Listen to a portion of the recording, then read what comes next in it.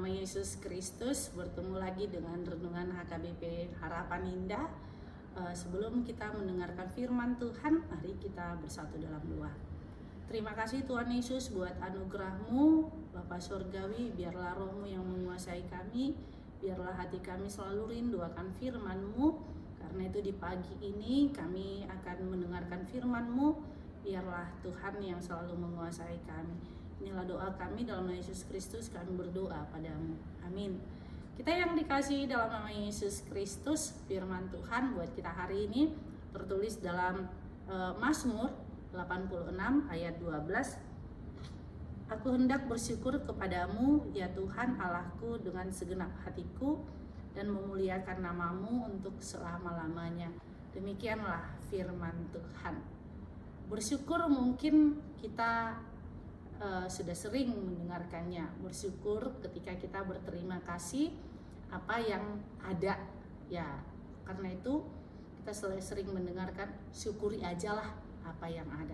Nah, bersyukur dalam versi Alkitab bukan hanya apa yang ada kita berterima kasih atau bersyukur, tetapi saat nats ini dituliskan oleh Daud, saat itu hatinya sedang gelisah.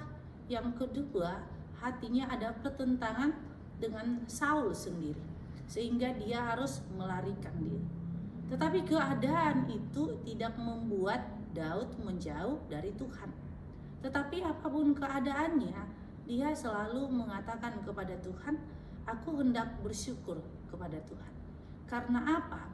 Karena sekalipun orang lain meninggalkan, sekalipun orang lain melupakan, bahkan Daud dilupakan oleh Saul, karena Daud mempunyai karya yang besar, Saul tidak mengingatnya.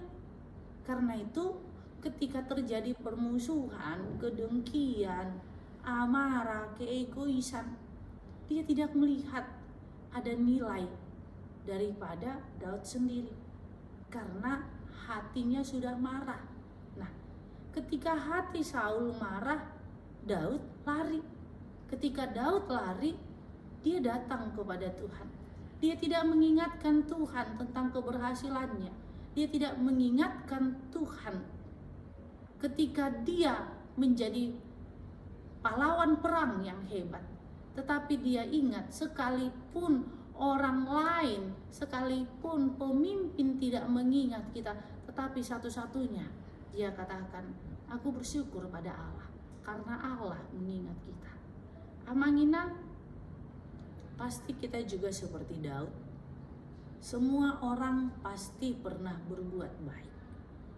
Semua orang pernah bermasalah dengan orang lain.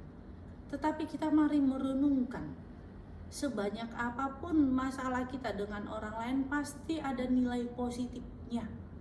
Yang kedua, ketika orang lain meninggalkan kita atau sekeliling meninggalkan kita, mencemooh kita, tetapi ingatlah Tuhan selalu ada buat kita.